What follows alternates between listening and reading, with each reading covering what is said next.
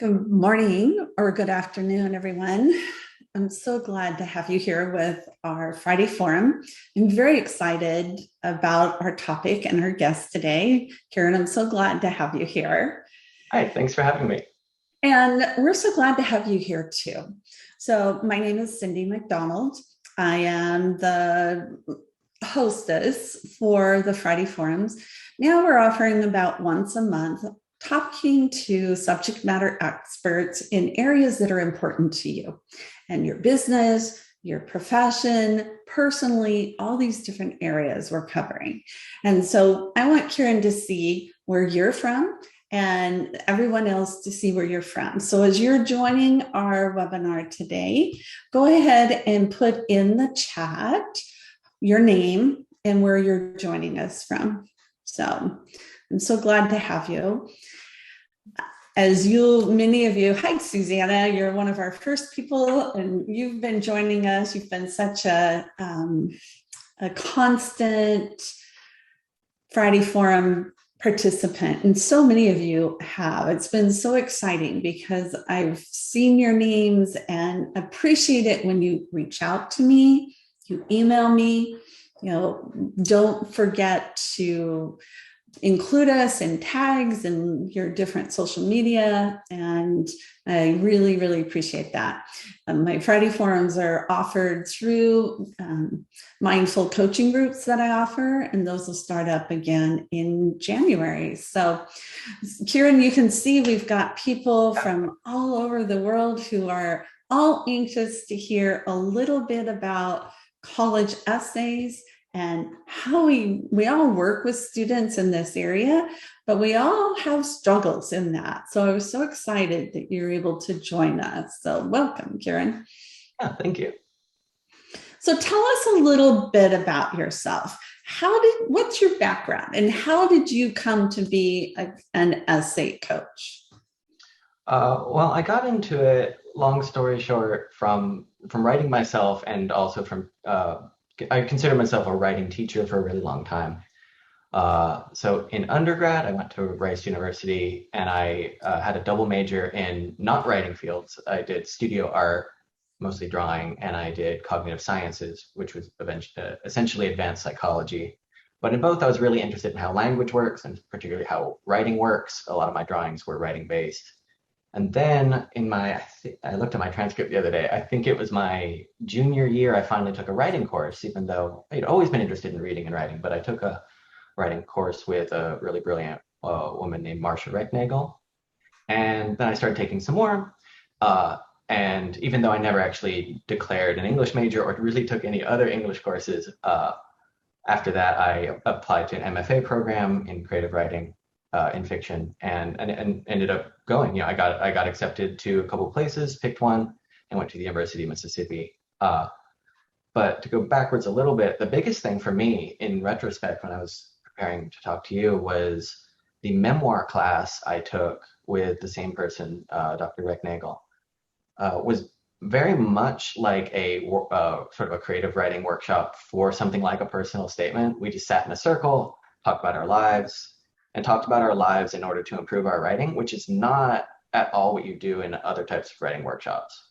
That was really kind of unique and is so much closer to what I do now as an essay coach. But then, MFA program, I started teaching as a TA. I was running discussion sections, and then finally taught a writing course. And then I pursued a PhD in English literature that I got last year from LSU. And that time I was an instructor. So I did college composition courses, I did creative writing courses, I did upper level literature courses, but I always thought of myself as a writing teacher. And during that time, I started working for To the Top Education, where I still work. And I would just get, I would basically get an email with like, hey, here's a student's essay. Could you give some suggestions of how to improve it? Or here's a student's nearly final essay. Could you fix any of the overt errors? And that's what I do, send it back. But then over time, I kind of lobbied and was sort of promoted to a more face-to-face role. And then for most of the time, up until recently, I was purely an essay coach for them, occasionally doing interview coaching. And now my role is a little bit bigger, and I'm actually back to teaching, to doing instruction, to doing tutoring, to hiring tutors, to running writing workshops beyond just the college application season. So wait, let's go back. You said that you were doing cognitive science Yeah. and art. So that's not a usual combination. Yeah. Uh, I went into college thinking I was going to be a physicist like my grandfather.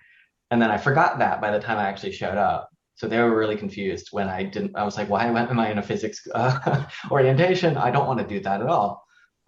But then, yeah, cognitive sciences, it was open enough that I could explore what I wanted to, but specific enough that it felt like a real sort of STEM degree. Um, and I always knew it. I was always a visual artist. That was always one of my biggest passions. So I was doing that the whole time. And kind of long story short was you could get into classes if you declared the major. So I declared that major really early, uh, and I had the double major all the way through. But at the same time, yeah, I had enough time to take these writing classes because I had these two flexible majors that they wanted people to be part of, and weren't quite as didn't pack your curriculum or your schedule as much as something like engineering. But did you find that having that cognitive science helped you to, as you mentioned, it's part of it is psychology and thinking about language. Did you find that helped you in as you pursued more on the language side or the writing side? Yeah, my sort of pet interest in that was always the ways that tool use can shape the mind and kind of the extended mind theory, which is that basically the things and people around you and the tools you use, you could basically consider them part of your mind, even though they're not in your head, they're not in your brain. And writing is one of those big ones that helps us think about our thoughts because if we write them down, we can see them, and seeing something and reading something is a lot less sort of cognitively stressing than just maintaining it in your mind, in your working memory. So then you can actually get to much more complex levels of thought by writing it down and then looking at those ideas written down, thinking about those, and then kind of layering that. So that's always been really at the core of my own writing, but also just of how I teach revision in particular. It's a thought process that you literally cannot achieve without writing or without something like writing. So, what do you find is the hardest for students to do? To choose the topic to write about, or to do the editing once they have the topic in mind? Well, I like to get students to a first draft pretty quickly. Okay. Um, and I don't think it's hard to get a first draft out of most students. And for similar, because part of a first draft is coming up with a topic, I don't think it's that hard to find at least one suitable topic. What's hard is to get the student to actually revise. I think substantially rethink what they've written in their first draft, and in some ways usually find their topic or find the part of the topic that's really meaningful.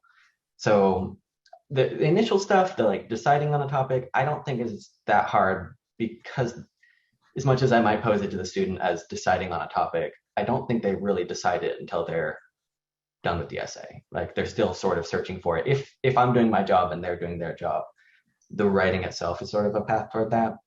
That said, sometimes it's too easy for them to choose a topic. They'll come in, they're like, I'm going to write about this thing. And then 5 drafts later, they'll bring in passing something else. And I'll be like, wait, you didn't tell me about that. That didn't come up in our brainstorming. Maybe that's what you should be working on. So yeah, I think it's the revising that's the hardest thing to get students to do. It's the rethinking of their topic and the rewording of their expressions that's the hardest. So, what are some things that you do? You mentioned the brainstorming. So, how do you approach that with those students? Do you give them a list of things to choose from, some prompts to help them think about different things? How do you handle the whole brainstorming process? Well, every student's a little different, so I don't have like a gauntlet of brainstorming exercises I have them go through. Though in the book that I just published, it does have some brainstorming in the back, and I've also used some of Ethan Sawyer's, I think, really excellent ones. But I do try to get them to roll the brainstorming into my first conversation with them, where I just am trying to be so curious about them. I'm trying to interview them, trying to demonstrate interest, but also just ask them questions that maybe they haven't been asked before. And they take notes and I take notes on that. And we have an idea that we try to come up with an idea that maybe isn't the topic, but feels to me or to them like something that is generative. It doesn't always end up being the real end topic.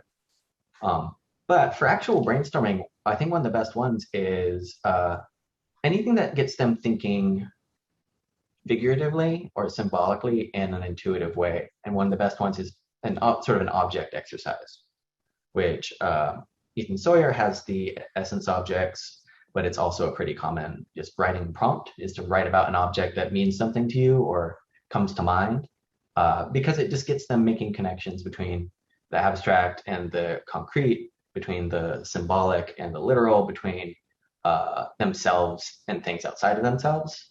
Mhm. Yeah, and so something as little as write down 20 things you would want to have with you on a desert island, not speaking practically, or write down 20 things that are important to you, or that might represent you. I wrote a version of this where it's like there's a box that has your name on it, what's in it. And I think that works really well, and I've had students come up with some really amazing connections. And for me, one of the main quirks of that is I like them to come up with a lot of objects, and I like them to not explain them to me or to themselves or on the paper at first at all, and then to sort of in their mind's eye look at them and tell me what kind of patterns they see.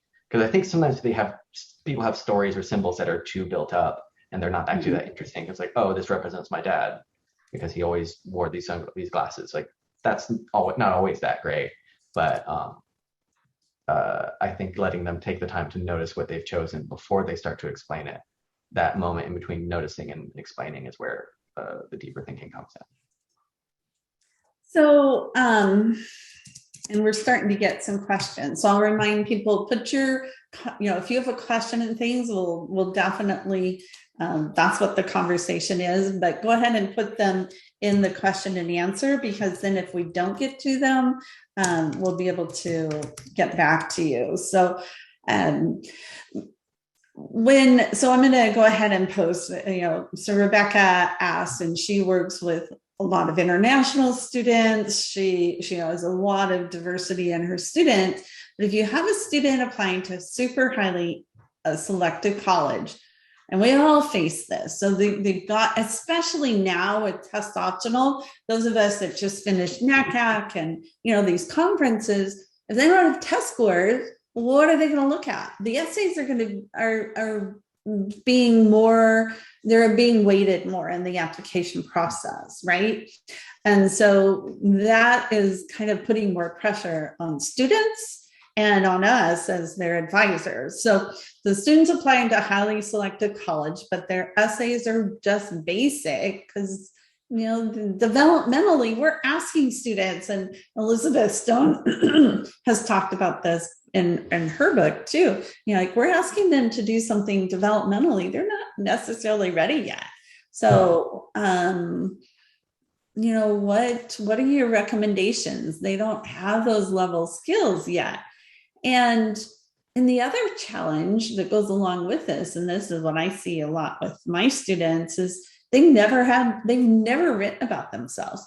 They've always written in the third person. They've never been asked to be that introspective. So, and that's, kind of what we're talking about is how do you dig down and help the students get beyond the surface? Then, as Rebecca says, the concrete, very concrete linear thinker. So what suggestions, what recommendations, what have you found works for you? Yeah, that's a really good question. And, I work with a lot of international students and a lot of them, because of their own ambitions, or a lot of times just their parents, like this question here is saying, they're applying to schools that, hopefully, counsel them to apply to schools that are within reason, but still, a stretch. And yeah, often they'll write really basic things. Sometimes it's because they don't understand what the prompt is trying to get them to do, especially the personal statement. But yeah, sometimes their writing skills just don't measure up to the other skills, or they're just not, that's not really part of their personality. I I think the first step is to, if not make them into an introspective person, at least convince them that you are interested in learning, that what they have to say, what they've done, and who they are is interesting to you. Um, and that the same thing is sort of their goal with the person on the other end. So, I mean, I think asking questions about the little things that they don't fully develop, or the questions that they kind of pose but don't get into, and ask it personally as though let them write to you, let them explain it to you. Uh, but on the other hand, a student doesn't have to be come across as brilliant in their essay. The essay just needs to fill in.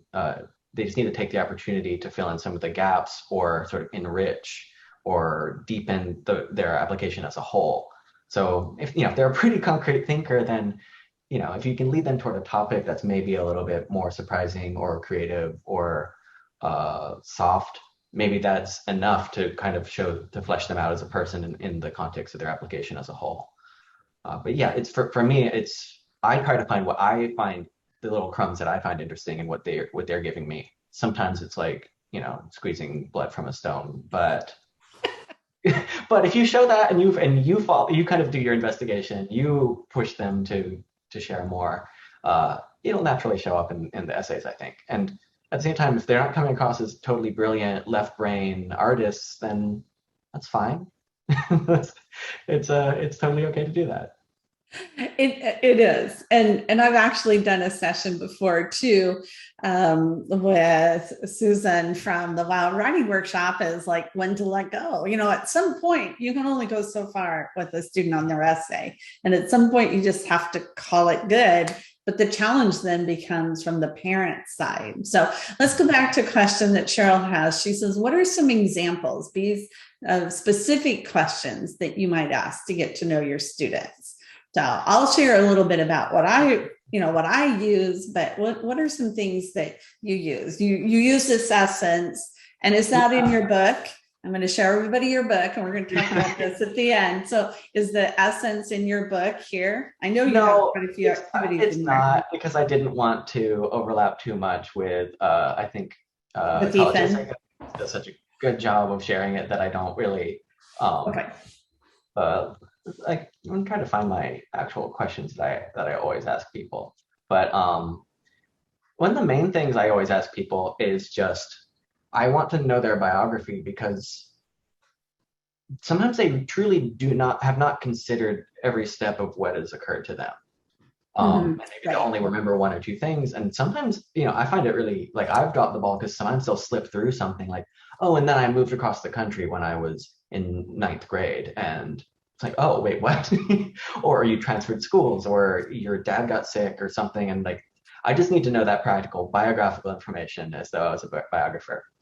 Um, but then the three questions I ask them to help them sort of narrow down the type of topic that might be best for them are, have I experienced any challenges in high school that changed my life?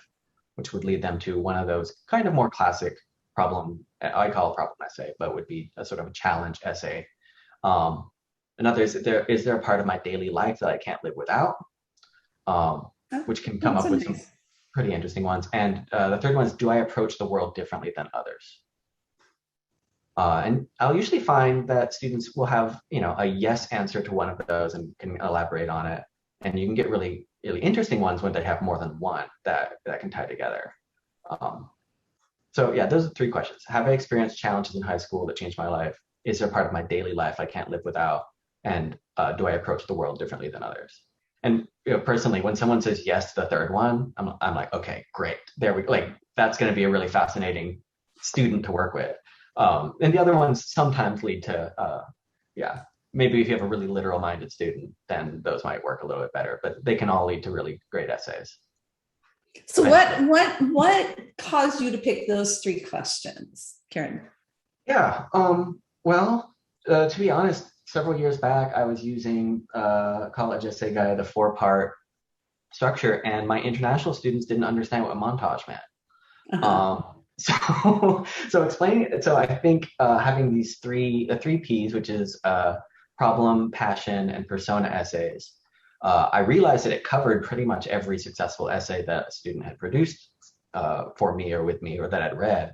And it gives us something to solid ground to fall back on, especially for students who find writing challenging in English or in general. Uh, yeah, I just needed, that's the one very, very concrete 1, 2, 3 thing in my book and in my approach is those three are the starting point for a draft, unless they're already have ideas that go beyond or go outside of that, in which case I'll let them run with it, of course. But yeah, I try to balance the So abstract from the repeat those three. So the first one yeah, is, problem, passion, persona. okay. And And those then tie the to three questions that go along with them are what? have I experienced any challenges in high school that changed my life, which is the problem. And the in high school part is partly because I have so many students doing Applied Texas A, which specifically mentions high school, and also just because I think writing about something recent is great. That also can, and I usually clarify, if you've experienced something that's you're still feeling and still affecting your life in high school, it should count, even if it occurred slightly before. Mm-hmm. And then, is there a part of my daily life I can't live without? That's a passion essay. That can be Oh, a hobby is the most obvious, but or something like that. But that could also be an interest in a subject. That can be them writing about their major. That can be them writing about something else they do every day. And then the last is, do I approach the world differently than others? And that's persona. It's the most abstract. It's writing about your sort of who you are without the mediation of a challenge or an interest. so do you have students combine them? So Lisa's asking, can you combine those like a problem Yeah, you overcame that became your persona or your passion? yeah, absolutely. I have a student. I included one hybrid essay example in my book, and that one Mm-hmm. was there were two problems, two challenges the person overcame. It seemed like she was going to write this one about how she used pop culture to not be shy, but really that is the first act, and then she realized that she was gay. And so it's a coming out story, but it spins itself into a persona essay at the end, and it really is about how she sees the world fundamentally. But the sort of examples that provide the forward momentum are these challenges. So yeah, you can definitely combine them in infinite ways, but uh, Mm-hmm. these yeah you need some one of these driving forces to be there. I think some sort of challenge, some sort that pushed you or like you had to overcome something that draws you in, or something that is about how you perceive the world. Well, and I think um, I have found that my students need something concrete to work from. Yeah. Otherwise, it just turns in so generic, esoteric that there's no substance and it's all BS. The Mhm. students know how to BS really, really well. And, trying to help, I think part of that digging down and getting that goal is Mhm. helping them go beyond that. Like, how Mhm. can you write an essay that can only come from you? Anybody could write that I'm a collaborative person. I have a student who's very good at this right now, and she's fabulous. She's just such she just has so much to offer, but all her essays have been very on the surface. I know this college values collaborative. I'm going to be a collaborative person. Like, let's go a little beyond that. And so helping them to tap into that is the challenge, and where their true voice comes out. Mhm. So let's go to the questions. So Latifa, and we all run into this. There's two parts to this. So Mhm. they get conflicting information. Either their English teacher or their school counselor or somebody says, here's how you should write it. And we're telling them, here's how you should write it. And how do they, it creates conflicting viewpoints. So what have you done in those kinds of situations? Yeah, that happens a lot, and often it's with their English teacher, and sometimes it's also they might not even be accurately understanding what the person is telling them to do. They might have just taken away, oh, she says I have to do this. And maybe if you talk to the counselor, they would say, no, that's not what I was saying. And parents can often push like this. The What I do is I just try to respond genuinely to what I think is working, and show them that somebody can be moved or interested or intrigued or made to laugh or feel by their writing. And sometimes the challenge story will do that, but I think just showing them that like you're using yourself as an example reader who is responding hopefully positively and is intrigued to read more by something that isn't contrived or is kind of left cold by something that is contrived, because I think that they're just trying to find the right answer. They're trying to find the rubric, Mm-hmm. and there isn't one. Mm-hmm. They're trying to check all the boxes and get an A. And Right. yeah, you can get an A Right. with such contrived writing, which is what I always worked against when I was teaching in college, was the idea that that bad writing can be a good writing, can be a good submission as a writing assignment. I tried to respond emotionally to people's writing, and just show them that it's real. Like people don't believe writing is like a real thing sometimes, that someone actually is going to read it and wants to read it and is trying to absorb stuff from it. And I think Right. showing them that it's not fake, even as it might seem a non-intuitive type of assignment. Really. So do you limit, and this is kind of the whole theme of, or the thread of what we're talking about. I tell my students, don't have too many pots. If you have too many cooks in the pot, it ruins the stew. So you can ask your parents, you can ask, one or two people, but don't, sometimes they feel like last year I was working with a number of students, and then I discovered they were all going to a tutor. They were at a tutoring company all together. And all of a sudden this tutor was giving them all this advice. I'm like, okay, it's not contrary to what I'm saying, but it's not on this. I don't know how much the tutor really knows about what he's doing or she's doing. And so you were just getting too many, voices in there. So what do you tell your students, especially, when you're looking at the writing process, as you said, it's an emotional thing, having too many people, what effect does that do? Yeah, I mean, having too many people, I think it just comes because students want the kind of assurance that you can't get out of really vulnerable creative writing, which is what at least the personal statement and some of the other essays really are. It might be useful to get more feedback on, a why this major essay or why the school essay from someone who has knowledge. But yeah, I mean, I tell them that if they're feeling worried about it, that's normal. And I try to assure them that it is having the effect or is moving toward having the right effect on me. And I ask them how they feel about it. And so moving from a sort of dynamic of correctness and moving toward the right way to do things toward one of just sort of noticing the effect it has on, putting yourself in the role of the reader and asking yourself how someone might feel in that scenario, having read this, or how they might feel about you or what they would know about you. I think it helps them just see that it's about the effect it has on a real person and not about the correctness. And as for when I've had scenarios where I can tell that someone else was sort of sticking their finger in the essay, or they're suddenly changing it to be right in a different way, if you talk to them about how they're feeling, I think often they will see that they did that out of some sort of anxiety about needing it to be correct, and not psychiatrists or but not therapists. But I think just a reassurance can help them feel like they don't need 8 footholds to keep themselves up, that they can actually trust their own judgment a little bit, and hopefully trust me, but So 2 questions. And yeah. so another person just, brought this up too. And this is the second part of this is, what about parents? So sometimes we have parents that are, sometimes they're well-meaning, and sometimes they're being,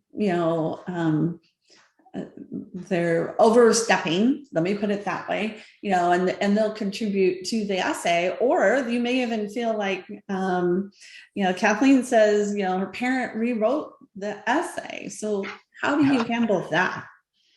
Well, that's a really extreme one, but I've seen that where the parent will either secretly or not secretly change something. So because many of the parents that of the students I work with don't speak English, I can confidently say that has actually been a good thing in a lot of ways, that they can't read it. Not because the students are saying anything bad about them, but just because the relationship with a parent and with a child is such like a fraught and emotional one, no matter what. And the relationship with a student's relationship with their parents may be the most important relationship of their lives. And whether they're going to write about it or not, or whether they're going to worry about it, uh, the parent really needs to not be involved in the writing process. If they really want to help, and they're usually trying to come out of this from a place of support, is to help logistically, to make sure the student actually fulfills their commitments to me, the deadlines that I set, because I can't call them every day, that they fulfill they get ready for the deadlines for the colleges. So if they're working on that level where they're pushing the student but not actually getting involved in the writing, that's usually the sweet spot for me. But when a parent rewrites an essay, if I'm talking to the parent, I just tell them that is not effective. Anyone who reads this essays this often can tell immediately when a parent's fingers are in it too much, or when an editor or an English teacher or counselor's fingers are in it too much. Yep. I can usually tell the exact moment the student stopped writing and the parent started writing, even without looking at a previous draft. And if I can, they can. I just say, I put the fear of God into them a little bit and say, they'll be able to tell, and it will look like your student isn't independent enough to go attend this college. And I think that's the key, right? Because the parents are trying to say, okay, I want to help my child get the very best essay or application they can do. And then if they are told like this is going to have opposite effect of what you're trying to do, then that'll help them to back out a little bit. Because that's not the intention, and they don't want it to backfire on their kids. So And from my specific perspective, I work with a lot of international, parents who are immigrants or parents who do live overseas. Often there's a cultural expectation that it's valuable for the student to look as though they use every personal and whatever resource they could to write the best essay possible. But in general, American colleges aren't looking for that. They're looking for something that seems genuine, sincere, vulnerable, written completely by the student, just like a solitary artistic vision, basically. Even though, of course, if we're working with them, it's not, nothing is truly that completely done solo. But it's just a difference of expectation, and usually just a little bit of education about what colleges are looking for can help a lot. Right. Yeah, I want to share. I had a student one time, and when you're working with them and they're gone through several revisions and they come for like what you think is the final, stamp of approval. And I'm sitting there looking through this essay and I'm circling all these things. And as I'm doing this, my student, I was expecting him to be dismayed because I was telling him, you're going to have to work more hard on this. These all need to be addressed. And the more I circled, the more he smiled. And finally I stopped and I looked at him and I said, like, okay, why are you smiling? He looked at me and he said, everything you circled, my dad told me to put in there. Yeah. So I was like, if I can tell, the college admissions people can tell. You go home and tell your dad you're going to take it out. He was so happy. He was just thrilled. Sometimes they also just need permission to not listen to somebody. You don't have to tell them don't listen. But right. If you give them, a second opinion, it kind of can work both ways, and they feel a little more free to defer to you, even if it is what they actually want. Now, Claire brings up, what if parents feel like they're paying for the right to comment or change the essay? They have that right since they're paying you. What are your thoughts on that?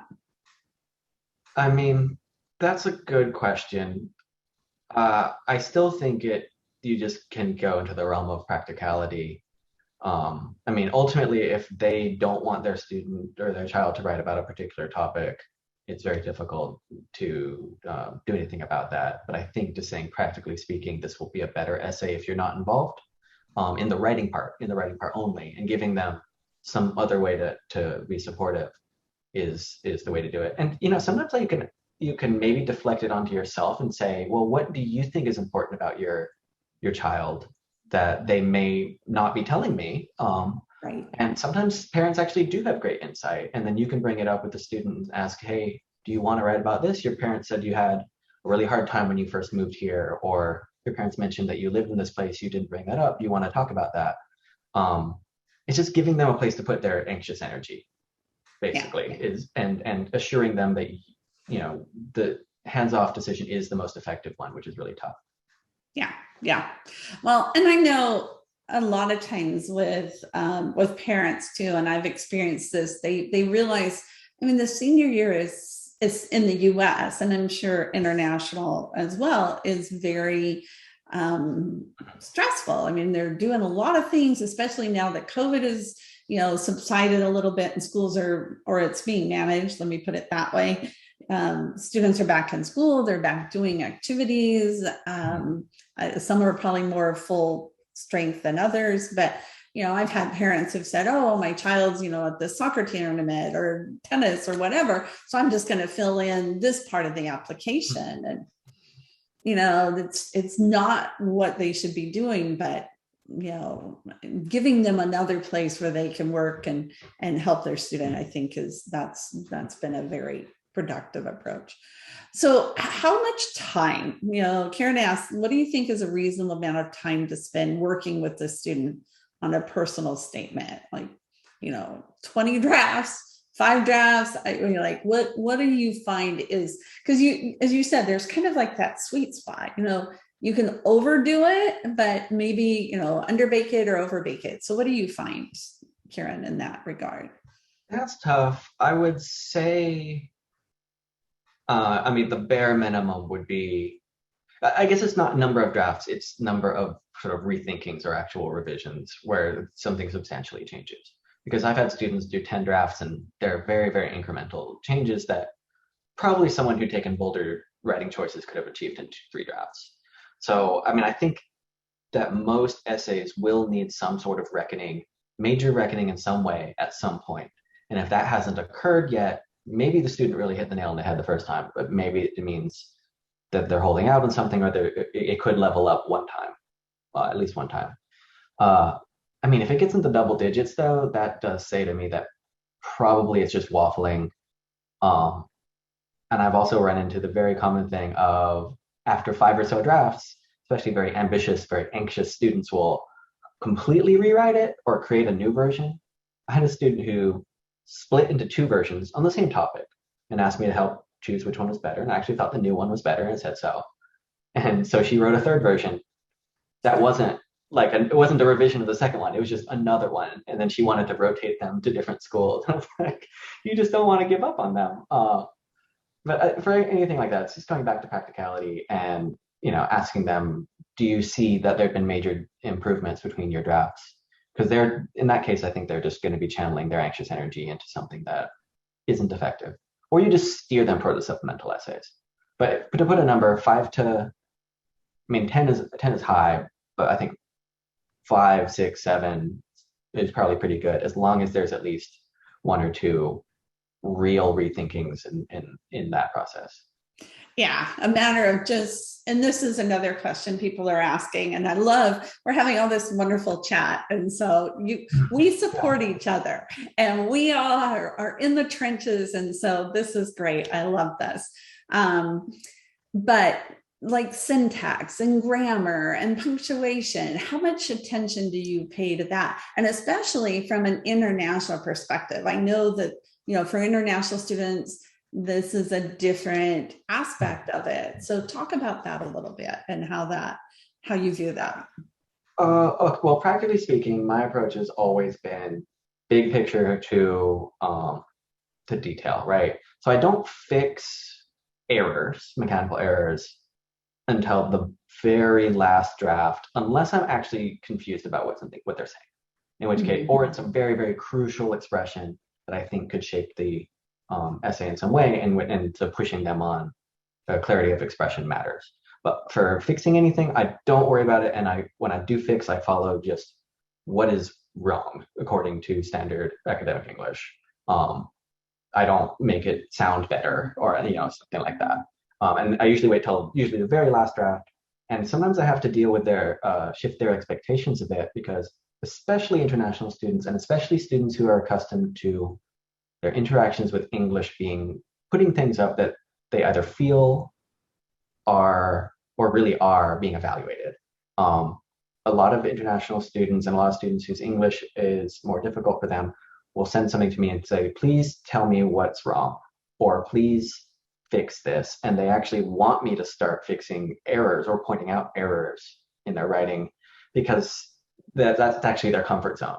The essay coming back with a bunch of red marks is their comfort zone. And I don't think it's worth touching a sentence if that sentence might not be in the next, or that paragraph or sentence or topic might not be in the next draft. And I think the more you polish something, the more precious they'll get about it naturally. So I always talk content first, structure second, phrasing and clarity after that, and then only after that is it conventions or mechanics. So that brings us back to a question of, especially from an international student, but even for the US students, is keeping their voice. I mean, part of their voice is in that international, their language and their cultural approach. So, I can understand where they would ask, please tell me and correct me, because that helps them with their English overall. But so where do you draw that line between correcting versus keeping their voice? I mean, I just ask myself if I might push them in places where I feel like the writing is not up to the level that they could produce with revision, to maybe consider rephrasing, or I'll give an example that I know isn't really what they would write so they can see what something might look like. Or I might say, perhaps you could add something here, or perhaps you could tone back this imagery or something. But I don't touch it, right? I don't actually change it. But it's clarity. If their meaning is coming across absolutely clearly and they're not committing what most people with a rule book in front of them would consider errors, it's good. And I do get pushback from parents and students sometimes where they're saying it doesn't have the verve or it isn't good enough, and especially parents. But if the topic is good and they're making either surprising connections or they are advancing their plot in a way that they're sharing the story in a way that makes you want to continue, and they're absolutely clear, that is so much more valuable than any sort of flourish they could add into it. And I think just telling people that the sparkles aren't what make it. You look for opportunities to add those in, but without the absolute clarity, that's useless, and in fact gets in the way. Mm-hmm. Mm-hmm. It does. And I think that's one of the hardest things for parents to understand, because they are, and I see Michelle's posted a comment about, the international parents like long, complicated sentences with big words, they're using all these SAT words, and I try to tell my students one thought, one sentence, and there's more power and passion in a shorter sentence than in a really big, complex sentence. And that's very hard for them to grasp sometimes. Yeah.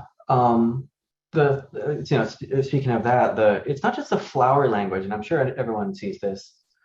One thing two things I teach them would be the book, sort of the bookend approach. Often they figure out how they want to begin and end the essay as sort of a gimmick before they even figure out what they want to write about. So they come up with the beginning and the ending first, and some scene that they return to, some image that they return to before they actually do the content. And I think the introduction and conclusion, or the beginning and the ending, should come naturally out of the middle, or out of the progression from wherever it ends up. And the other thing is paragraphs create emphasis. Sometimes we'll get, if you want someone to notice a sentence more, make it the first or last sentence of a paragraph, or put it in a paragraph by itself, which isn't my favorite when I'm reading books, but it works really well in these essays. And sometimes they'll start, once they realize that they can use the enter key to create paragraphs, their writing actually improves a lot, because they can show, they can emphasize things without just adding more words to make them weightier. And I've had students tell me that they thought to make something seem important, they must give it as many words as possible so that you prove it. But that waters it down, like you said. Yeah, yeah. So, well, as I predicted, we've got way more questions and comments than we're going to get to. I haven't even gone into my questions, and we're already at 15. We've got 15 minutes left. So we've talked a little bit about the correct grammar and syntax. We've talked about time. So let's see. So Eleanor says she has students from devout and religious families and often ask them about they often write about their religious beliefs. How do they take that and not just write about their belief, but incorporate their faith into other subjects? Have you had experience with that? Yeah, I did have, and I believe it's in the book. I did have a student whose Christianity was very important to him, and he's living as a Christian in China, where there's a lot of institutional sort of barriers to expressing your religion, or as a Chinese person. So he had to sort of clandestinely attend international churches and stuff when he wasn't supposed to, and face a lot of barriers. But, well, often if a student has those beliefs, they're probably going to be applying to a lot of faith-driven schools, and you can sort of quarantine off some of that discussion to where it's being asked for. Where they'll ask about faith as a value, or they'll ask about some sort of expression of faith, and usually that's a place to put it. And that alone is enough reason to probably not also overlap with your in your personal statement, just practically speaking. The other one being asking how that is expressed in their life. I think just faith by its very nature is an abstract idea, is maybe the ultimate abstract idea, that you do things based on things you can't see in the real world. But I would tell a student, I can't see your faith or your values or your personality in this yet. I want to see you doing things. I want to see your actions. I want to see the results of those actions. I want to see what you learn from them in this earthly life. And often that'll fix it. And if their faith is deeply important to them, of course it's fine if they express it, and they should. But it's just asking the follow-up questions that to aim it back at them and their particular expressions of faith, and the values that come from that faith, because they might think everyone believes the same way they do, or everyone around them in their church believes the same way they do. But once it gets into the expression, it's going to be unique. Oh, I think that's good. Those are good pointers. So this connects back, and Jessica asked this question, and I think this connects to keeping in mind what the purpose of the college essays are in general. Going back to those 3 different essay types that you wrote about. So Jessica says, I try to stay away from challenges that you overcame, as many times it leads to very dark topics. So and sometimes they're not appropriate, just because my dog died, or, I had this traumatic experience. If I can't connect it to the future or how this affects me, if I just had this experience, what value does that bring to the college essay? Yeah. What I try when that's happening, or just in general, is to think about the topic as the mechanism of the essay that allows the real purpose, which is to get to know the student and for them to demonstrate some markers that'll show that they're going to be successful in college, right? Like independence and maturity and self-reflection. And I ask them, whether this is an important event that is very important in your life, or is it a useful tool for you to allow to share things that are important about you or to you. And one does not necessarily translate to another. Like the biggest challenge, the biggest tragedy, the most horrible thing happening to you doesn't necessarily mean it is the best way to share something. I've also had students on the other side say, I don't want to share this. This either makes me look bad or it's a negative thing. I want to keep it positive. And you can pose the same question, like, well, is it going to still leave the reader? Is it possible that it should still leave the reader with a positive impression of you, an accurate impression of you? Is this a use to instrumentalize it, to make it, to ask, is it useful, rather than ask, is it important? Once it gets to that point where they're not sure, or it seems to be going in the not very useful direction. Right. Well, and sometimes, as you said, they want to write about it, and just the process of writing is cathartic, and a lot of topics like coming out essays. There's another question here. We're going to talk about mental health. So sometimes there's no taboo topic, but there's some sensitivity that needs to be brought into how it's handled or how it's approached, and or abuse or things like that. So we're going to come back to that. So Diane, thanks for sharing that. We're going to come back to that. But Liz has a question about writing about their majors and incorporating that into their essays. Is that a good thing? Especially some colleges have, why do you want to study this major? So that's obvious. But incorporating into the personal statements, what is your experience or thoughts on that? I mean, I think it's sort of the same question: is it useful, or what does it allow? And I think often it is not that useful, because students, especially students who are really passionate about a major, truly can't stop writing about it. And sometimes they'll write so externally about something, or they'll write the very kind of cliche about something, because it's so deeply felt, that you have to ask them, okay, what is the value of it? What is this allowing you to reveal about yourself on a sort of deeper level, or maybe just on a more personal level? But I think it can be valuable. And the other thing is to ask yourself how it fits into the broader application. If this person is hyper focused in the other essays on engineering, then it might not be worth mentioning. And the other one is do you think the reader is just going to kind of sigh and be like, oh, it's an engineering essay? Or are they going to be intrigued by the connections that are being made?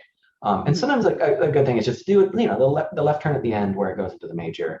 If that's a surprising, but in retrospect, justifiable leap or connection or turn, then I think that's kind of a great way to end an essay, with a sort of half step toward the future, or a slight turn in where they think the essay is going to go.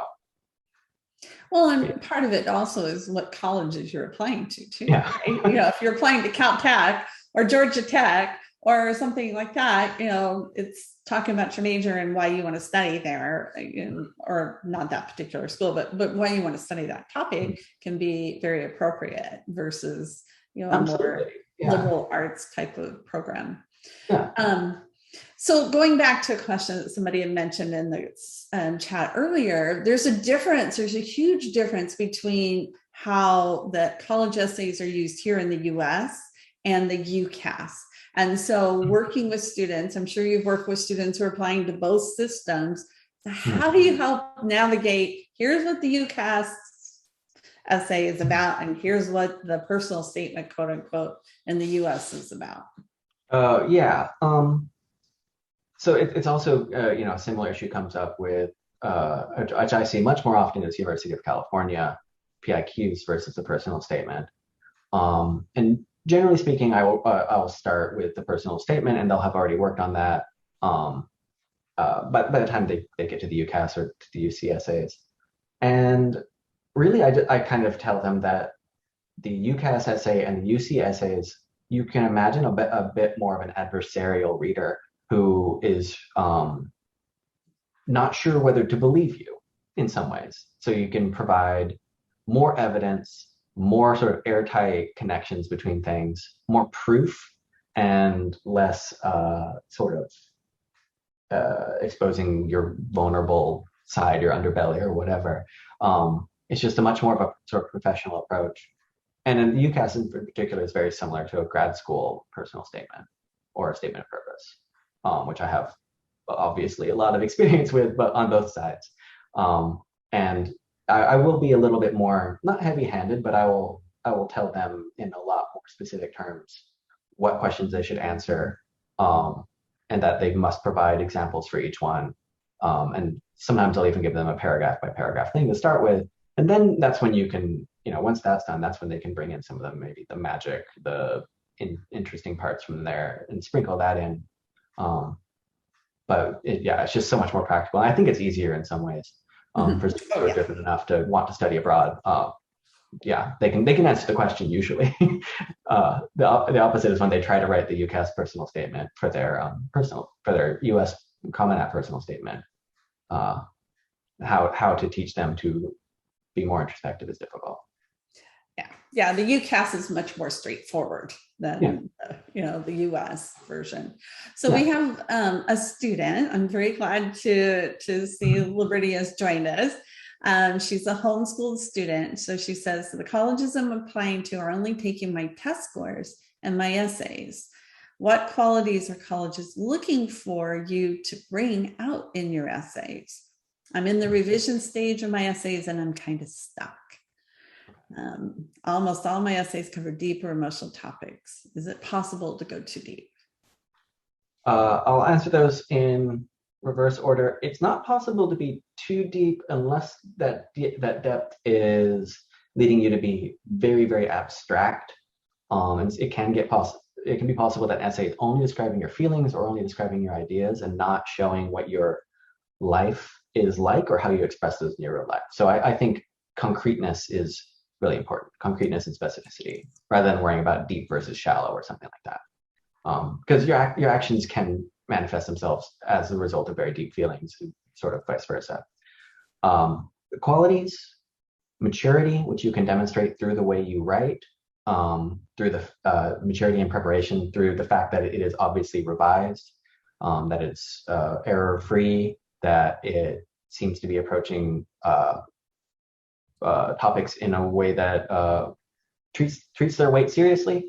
I think just revising and being thoughtful and being open to changing things significantly in order to achieve your goals. That's a great way to demonstrate maturity. It's just through the way you write it. That you see others with the same level of depth and complexity that you have yourself, if that's something that is coming up. But beyond those sort of general markers, like maturity and self-reflection and maybe sort of just general compassion or interest in others and things in the world, it's kind of up to you.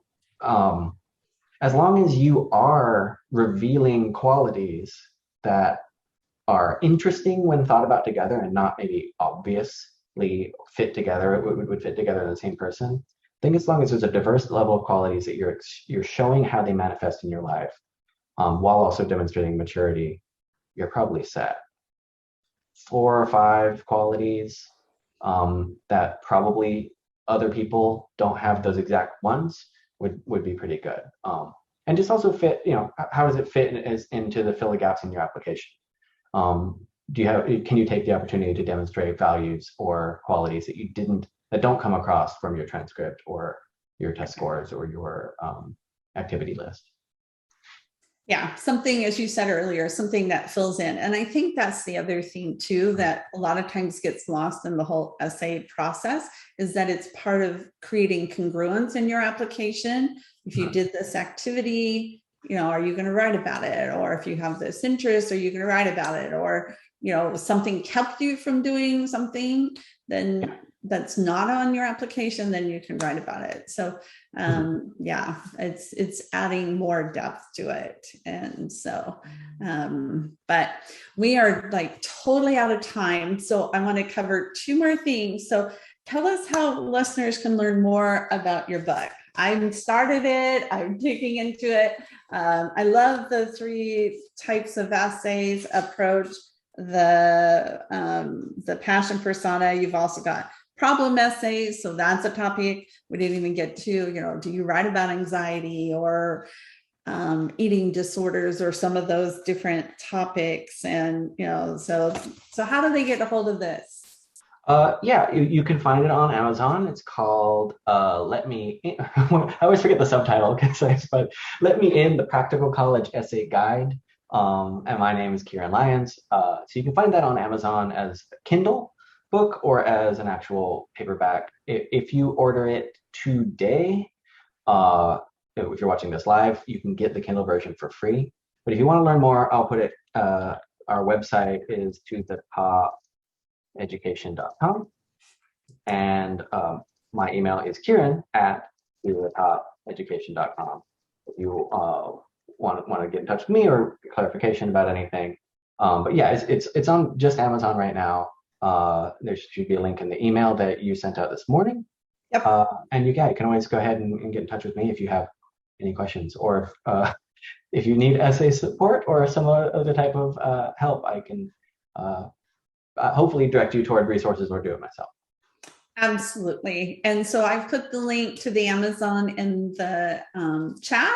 Also, as you mentioned, I sent out an email this morning about 30 minutes before we started that had the link and the information.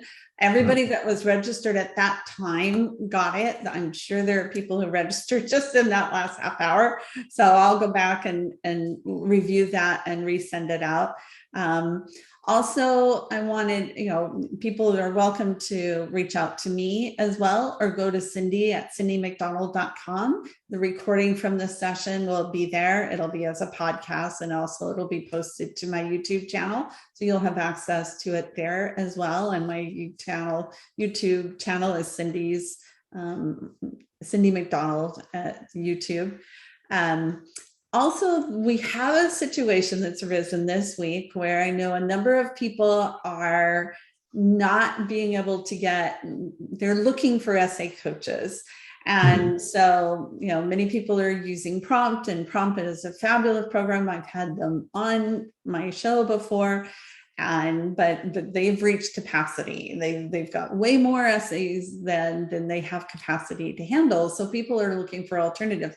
Now, Prompt will work with you on this. You can email them and ask them. But if you need somebody else to help you with your essays, reviewing essays, or an essay coach, I'm going to be posting a list on the blog.